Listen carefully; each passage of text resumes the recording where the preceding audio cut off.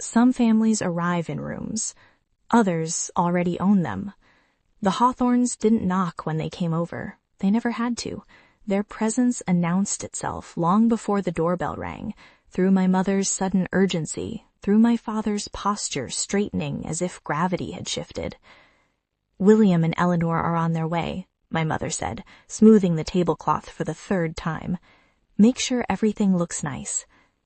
Everything already looked nice. That wasn't the point. Bella adjusted her dress in the hallway mirror. She knew the drill. She always did. The right amount of polish, the right amount of effort, disguised as none at all. I stood near the stairs, watching my parents become slightly different versions of themselves. Smaller, brighter, careful. The Hawthornes arrived exactly when they meant to. William Hawthorne filled the doorway with ease, like a man who had never wondered whether he was welcome. Eleanor followed, graceful and observant, already scanning furniture, faces, effort. "Adrian," William said warmly, shaking my father's hand. "Good to see you." "Always a pleasure," my father replied. It sounded practiced, because it was. Eleanor kissed my mother's cheek lightly. "Celeste, everything looks lovely." My mother flushed with pleasure. Compliments from Eleanor Hawthorne landed differently. They carried weight, approval, permission. "Bella," Eleanor said, turning to my sister, "you're glowing." Bella smiled, measured, perfect. "Thank you." Eleanor's gaze shifted to me. "And this must be Nikki," she said kindly, as if we'd been introduced before. "I feel like I've seen you somewhere."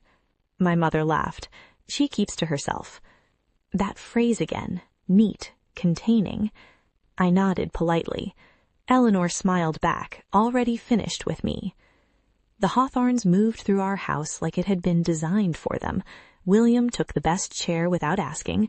Eleanor commented on the artwork without really looking at it. They spoke about the city, about people I was supposed to recognize, about projects that sounded important because everyone said they were. They spoke without urgency. That was the difference. My parents listened the way people listen to authority, not with fear, but with attention sharpened into something like devotion. My father laughed at the right moments. My mother mirrored Eleanor's tone, her cadence, her ease. Bella sat straighter, absorbing everything. I watched. William Hawthorne spoke about the DA's office as if it were an extension of his personality. Reform, accountability, community trust, words that sounded good in sequence. "My son's applying to colleges," Eleanor said casually. "We're hoping to keep him close. Stanford, maybe." My father nodded approvingly. "Lucas is a bright young man." The words tasted strange to me. Bright, like something that could blind you if you looked too closely. "He's very popular at school," Eleanor added, smiling. "Always surrounded." I thought of the way hallways shifted when Lucas walked through them, how teachers leaned in, how girls leaned away. "Yes," my mother said. "We've heard." Eleanor tilted her head. "Really?" My mother hesitated just a second too long. "Oh, just good things." Eleanor's smile didn't change, but something behind it sharpened. "Well," she said lightly, "boys will be boys." William chuckled. My father didn't. It was subtle, but I saw it. The brief pause, the almost frown. My father was good at compartmentalizing, but even he felt the edges of certain statements. I wondered if he ever noticed how often those words excused harm. Dinner unfolded smoothly. Compliments, agreement, careful humor. The Hawthornes spoke as if the world responded to them, not the other way around. At one point, Eleanor leaned toward my mother and said, "You've raised such lovely girls." My mother beamed. "She's the responsible one," Eleanor added, nodding at Bella. "You can always tell." Bella smiled. "And Nikki," Eleanor continued, glancing at me, "has that creative look." Creative, another word that meant nothing and everything.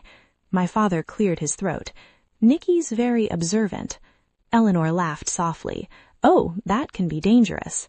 She meant it as a joke. I didn't laugh. The Hawthornes stayed just long enough to leave an impression.